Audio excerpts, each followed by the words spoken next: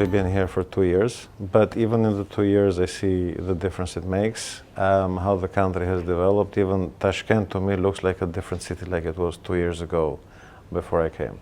I also spoke to my predecessor. He told me 2017 and 2023 are two different stories. But if you ask me about Uzbekistan before I came here, the first thing that always came to mind for me was Samarkand and how Uzbekistan is an old country. It used to be, I think, at the center of the Silk Road, connectivity between Asia and Europe. This is always what I thought Uzbekistan. Not Samarkand as a touristic place, but almost like being like the center of the ancient world, and the crossroads between Asia and Europe. This was my thing of Uzbekistan before I came here. Look, I was very surprised because I have worked for a very long time for my institution, for EBRD, almost 28 years, but I had never been so far east.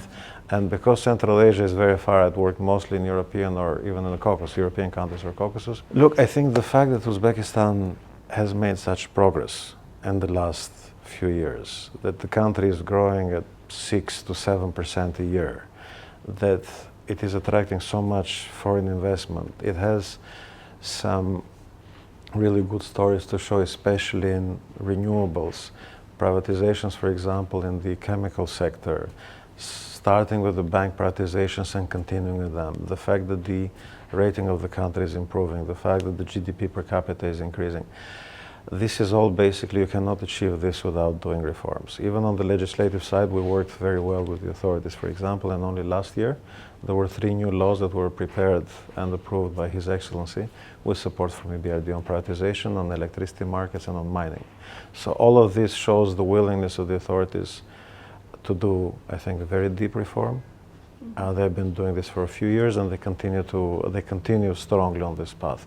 So it is, I think, it is a very good success story, any way you look at it. I would like to take the opportunity on behalf of EBRD, now my institution, and me personally as Andi, to congratulate the Republic of Uzbekistan on the 34th anniversary of the independence.